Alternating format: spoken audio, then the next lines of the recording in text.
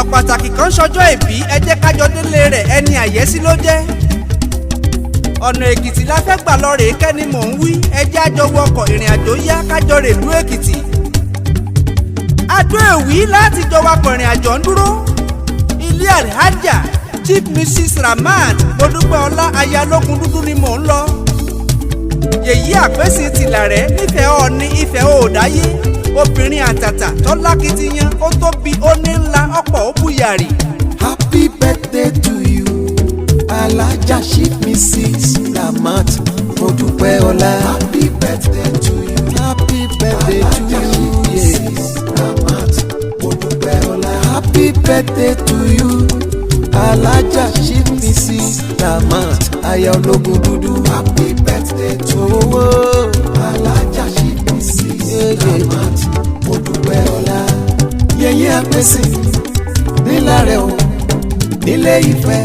Happy birthday to you, happy birthday to you, ALHAJAH Chief Mrs. RAMAT Modúpẹ́ọlá. Òdu awó gbè mí èmi mẹ́ni yìí mo mẹ́ni àpọ́nlé mo mẹ́ni àrà ọ̀tọ̀ bí Yèyí àpèsè olùṣòwò tó gbajúmọ̀ tó gbáfẹ́ arúgbó ṣoge adáníwà lẹ́wà obìnrin adúmọ̀ aná ti wá ní.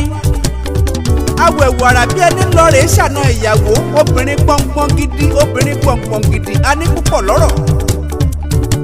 Èrò kájọ kí Yèyí àpèsè kú oríire ọjọ́ òbí tó bá a láyé ká bá a dúpẹ́ lọ́wọ́ Ọlọ́run ọba tinilẹ́yìn kójú ọmọ tini Olúwa Ọlọ́run aláàbò tí ṣaláàbò ẹ̀dá láyé tó tó ọba tí ṣe ni lóore ìwà láàyè.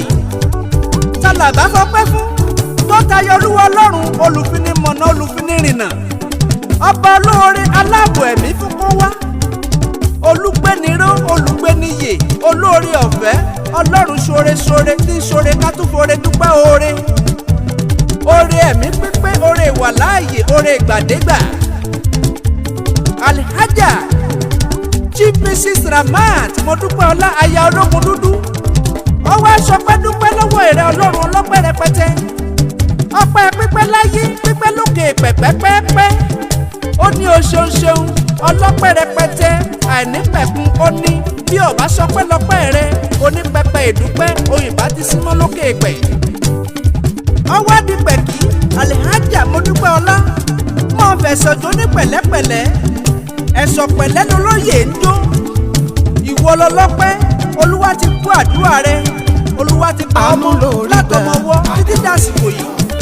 ALHAJAH RAMAT aya Ológundúdú ló ní tèmi èyí àpèsè tìlà rẹ o ọmọ ọlọ́jọ́ yìí bí òní ẹ máa dákọ̀ ọjọ́kọ̀jọ́ yóò sì fi tó wù ẹ́ lẹ́sẹ̀ nìkan kò àsùngbàgbé oníkan ẹ láéláé. ọkùnrin ayìyẹ ọmọ àbájímọ̀ òkè òwúlá ládó ọmọ èyí mọ́ríámọ̀ wọ́kú àṣeyẹ òkè òwúlá lulẹ̀ àbá rẹ ọmọ amábẹ́rẹ́ síbu ọ̀dẹ́dẹ́ ọmọ ọ̀dẹ́dẹ́ lukúùlá ọmọ ọ̀dẹ́dẹ́ lukúùlá ọmọ òkú ọwọ́ olórin sọjà yókùn ọmọ òkú ọwọ́ olórin sọ̀rúrúdẹ lókè àrègùn ní àtòsí lọ́wọ́ olórin ọ̀nìkọ́ bá ti tòsí lọ́wọ́ olórin ọ̀dọ̀run àgé oríkì rẹ lèyí nì lúlẹ̀ àbá rẹ òkè òwúlá ládó Èkìtì.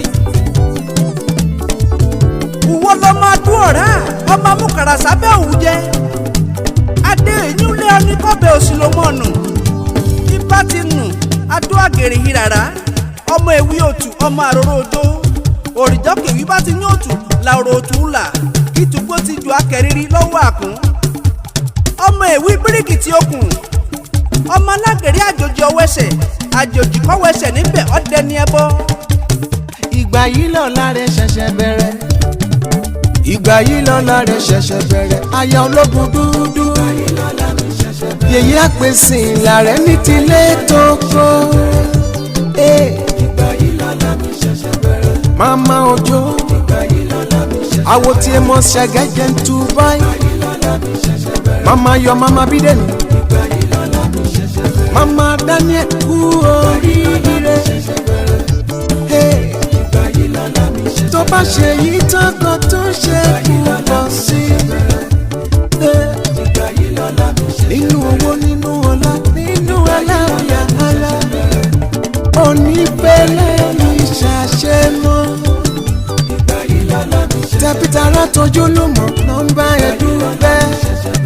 Oríṣẹ́ládé Esther ológun dúdú ó ń bá ẹ dúpẹ́. Ọmọwùmí Ìdòwú ológun dúdú ó ń bá ẹ dúpẹ́. Táíwò ológun dúdú kí ẹ kú oríire. Ó ṣeun ṣeun ṣí àpèsè ọ̀la Kúnlé ológun dúdú. Ó kú ìtọ́jú aya rẹ̀, ó kú ìtọ́jú gbogbo wa. Ó yá lọ́la rẹ̀ o, lọ́la rẹ̀ o. Sámọ̀já yóò rí ẹ, ó wo Olúwọba ló gbé ọ̀gá. Ǹlẹ́ yèyé àpèsè ìlà rẹ̀, aya Kúnlé ológun dúdú, àpèsè ọ̀la ìlà rẹ̀, ọmọ ìlà rẹ̀ mọ̀ kó nu ọmọ àtẹ̀lé ògùn yégbè. Kúnlé ológun dúdú ọ̀jagunjagun ọ̀jagunjagun, ọjẹ́ mọ́tò kò ṣeé tán. Ọ̀bẹ nìkan jà fún gbogbo lélétí lọ́sọ̀mọ́dì gbà kan lọ́wọ́ ojú jàǹpẹ́pẹ́ tí ń ta wọn lápá tápá ń pélété. Ọmọ òṣoògùn márùkù rẹ̀ nù gbẹ́rẹ̀ èjógbéwé. Kálárúgbó àpárùkù ẹ̀ mọ́ ológun dúdú ṣòro yóò ṣòro jìnnìjìnnì náà mo dó wẹ̀wẹ̀. Ológun dúdú agbójú olójúro kókó agungédé bí ẹni gẹ̀ẹ́sì oko ọjà tẹ́lẹ̀ ìbọ́dọ̀ wòrò wàrà. Alhaja Ramat Kúnlé ológun dúdú ayé ti ń yẹ ọ́. Àpadà sí burúkú òní bá ọ láyé, ó ti kú kí àgùnà. Olúwa ti ń bẹ láàyè òní jábọ́. Mo lówó rí wọn lówó mọ́ kò ní jẹ́ ìpín rẹ. Olúṣẹ́kùn iná kì í dánwó àbùdí ń dokun àbùdí ń tọ̀sà. Ǹlẹ́ obìnrin jàǹkànjàǹkàn bí wọ́n bá gbé obìnrin bí irun bí gbá. Chief Mrs. Ramat mo dúpẹ́ ọlá ológun dúdú ni. Bí wọ́n bá gbé obìnrin tó fẹ́ lọ síwájú ọmọ ènìyàn. Káyọ̀ tẹ̀gàn kúrò yèyí àpèsè ìlà rẹ̀ ní káyìjọ parapọ̀ ká gbọ́ lámú. Káfí mímọ ní ṣoore káfà ìmọ̀ ní ṣe ní lóore ńlọ fi tayọ. Ńlọ́jẹ̀ ń gba tiẹ̀ nígbàkúgbà lọ́jọ́kọ́jọ́ bí náà ń jó ní bójú ń rọ̀. Sáàmù ṣe bó ti ṣe lọ. Alhaja tewé tàgbà ló fẹ́ràn rẹ àsọdùn ọ̀rọ̀ kọ́ rárá. Ọ̀pọ̀ èèyàn ní fìwà rere rẹ ṣàríkọ́gbọ́n. Onínúure onúwàre lọmọ aráyé ń bá lọ. Kò sẹ́ni tó lè fẹ́ràn ẹni tó bá ṣe pé olúwa rẹ̀ ò wúlò. Ṣákọ́ sámọ̀ mìlẹ̀gbẹ̀ kó jíjó oge gbogbo aṣọ ní ṣe rẹ́gí lára Alhaja tó bá di pé ká wọ ojúlówó aṣọ. Agúndógún lẹ́sìn tí kọ́ṣẹ́ aré sísá ẹgbọ̀rọ̀ làgbó tí pètè àti kọ̀gbò ní kékeré lágẹmọ́ tí kọlá yíyan láti kékeré lẹ́wà rẹ̀ ti ń dáni lọ́rùn tí wù nìyàn. Alhaja Chief Mrs. Ramat mo dúpẹ́ ọlá ológun dúdú yèyí àpèsè ìlà rẹ̀ ó ti ṣe tọdún èyí Olúwa ti ń bẹ ó ṣe púpọ̀ rẹ̀ láyé. Ọdọọdún ni sápọ́rúwé ọdọọdún ni mèrùwá wà ọdọọdún làárọ̀ mọ́bì lórí àtẹ ọdọọdún lórógbó ń ṣolóko ó fẹ́ kú lọ́dún púpọ̀ lókè pẹ̀. Kúnlé ológun dúdú ó ṣeun ṣeun ìfẹ́ ló ṣe wá pọ̀ nílé ológun dúdú. Moríṣẹ́ládé Esther ológun dúdú, Ọmọwùmí Ìdòwú ológun dúdú, Táíwò Èjìrẹ́ ológun dúdú. Ẹ kú àdó tí ẹ ṣe gan-an ni. Alhaja congratulations to you. A kì í mọ̀ o, wọ́n lè mọ bí lèrè wípé ta ló ń kọrin. Òjò awógbèmí kábíyèsí òkìkí ọlá lèmi ń jẹ́. Bẹ́ẹ̀ rí erin ẹ ṣáà gbóhùn erin. Bẹ́ẹ̀ ò mọ̀ ṣàṣẹ́dúkú wáyé ní jíyọ̀ lọ́bẹ̀.